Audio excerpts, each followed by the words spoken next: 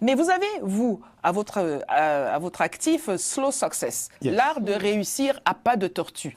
C'est peut-être alors contradictoire entre la capacité des nouveaux outils à propulser ce que proposent les entrepreneurs désormais et ce que vous expliquez dans le Slow Success.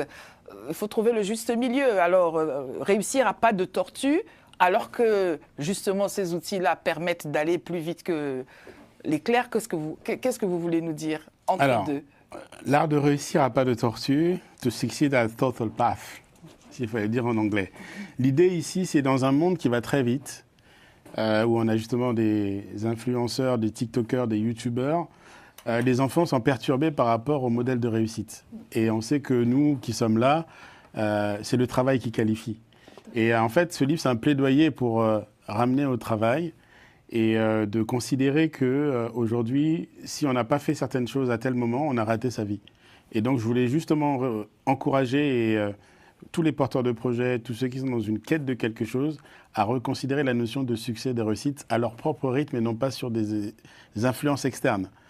J'ai eu la chance d'être préfacé par M. Mossadegh Bailly, qui est aujourd'hui l'un des hommes d'affaires sur l'Afrique de l'Ouest éminent, qui a créé le groupe d'hôtels Azalai, qui je considère étant le modèle de ça, puisque ça fait 40 ans qu'il est dans les affaires, et la presse dit comme ça, et lui dit que ça fait depuis 4 ans que les gens commencent à parler de lui. Tout ce qu'il a gagné, il a réinvesti dans la construction de ses hôtels, et aujourd'hui tout le monde se félicite, mais parce qu'il a travaillé sur la durée, et c'est de rappeler ce message que c'est sur la durée que les choses se font. Pourquoi, en fait, l'image de la tortue? On sait tous que dans l'adage, dans le lièvre et la tortue, c'est elle qui gagne. Chacun son rythme. Voilà. Et je vais chercher, en fait, les caractéristiques qui ont fait que la tortue a gagné pour que nous, entrepreneurs, porteurs de projets ou n'importe qui, puissent savoir que l'endurance, c'est bien, la persévérance, c'est bien, l'agilité, c'est bien, la vision de long terme, c'est bien. Et donc, il y a plein de choses comme cela qui nous permettent de considérer les choses et pas se laisser comme ça envahir par des pensées externes. Et ce message est très important pour la jeunesse africaine, parce que comme il l'a dit, les influenceurs le font croire aujourd'hui, c'est en cliquant les doigts qu'on a le succès, on devient riche, alors qu'il y a tout un travail derrière.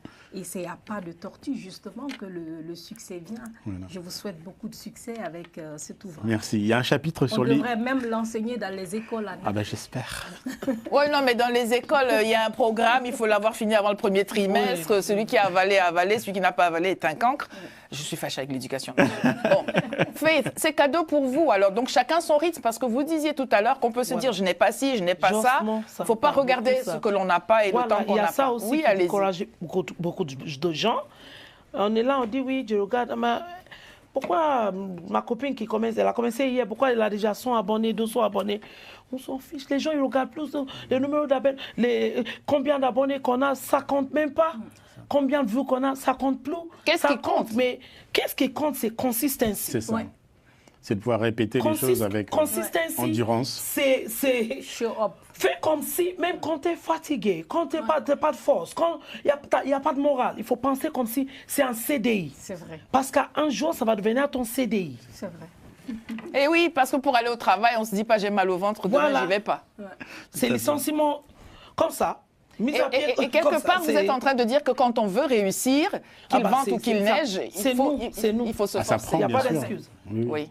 Même dans la neige, fais ton vidéo dans la neige pour parler de quelque chose qui s'est passé. Pour parler de la neige. Ben exactement. Il m'est arrivé de faire des vidéos quand j'étais vraiment malade au lit, que j'ai quand même pris pour ne pas rater la semaine. Et tout le monde voyait que j'étais malade, mais j'ai Voilà. Voilà. C'est bien quand même cet entrepreneuriat où on n'a pas besoin de forcément sortir de chez soi et ça n'est pas préjudiciable.